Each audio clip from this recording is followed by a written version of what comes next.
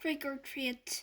August said he wasn't feeling well enough to go trick or treating later in the afternoon, which was sad for him because I know how much he loved to trick or treat, especially after it got dark outside. Even though I was well beyond trick or treating stage myself, I usually drew some masks or to accompany him up and down the blocks, watching him knocking on people's doors, giddy with excitement. I knew it was the one night of year when he could truly be like every other kid. No one knew he was different under the mask. To August, that must have felt absolutely amazing. At 7 o'clock that night, I knocked on his door. "Hey," I said. "Hey," he said back. He wasn't using his PlayStation or reading a comic book. He was just lying on his bed looking at the ceiling. Daisy, as always, next to him on the bed, her head draped over his legs. The bleeding scream costume was crumpled up on the floor next to the Boba Fett costume. "How's your stomach?" I said, sitting next to him on the bed. "I'm still nauseous." You sure you're not up for the Halloween parade?" "Positive." It surprised me. Usually August was such a trooper about his medical issues whenever it was skateboarding for a few days after surgery or sipping food through straw when his mouth was protectively bolted shut.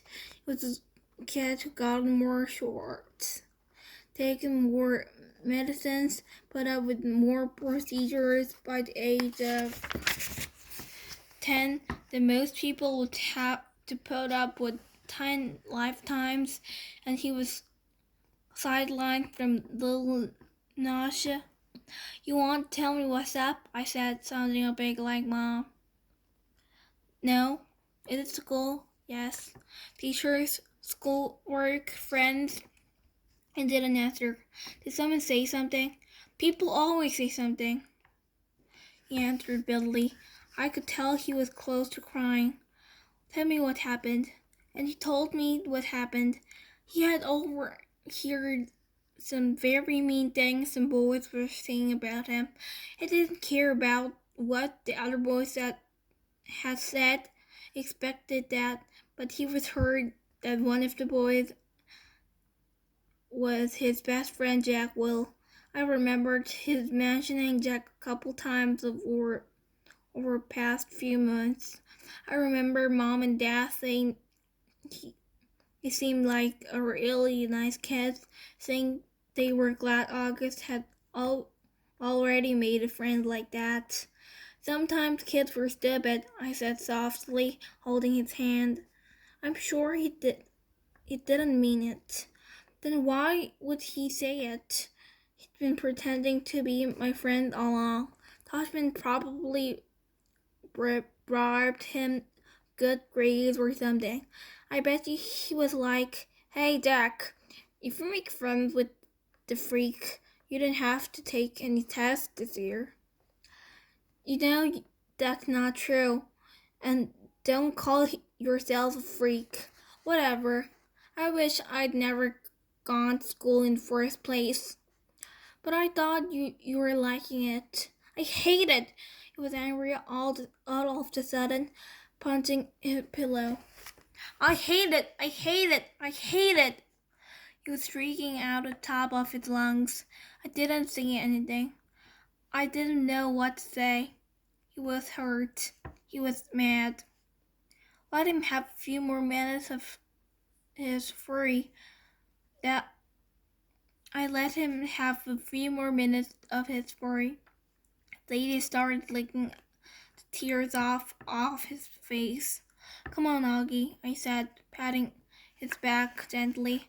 "Why don't you put on your Jango Fett costume, Aunt?" "It's a Boba Fett costume. Why does everyone mix that up?" "Boba Fett costume," I said, trying to stay calm. I put my arm around his shoulders. Let's just go to the parade, okay? If I go to the parade, Mom will think I'm feeling better and make me go to school tomorrow.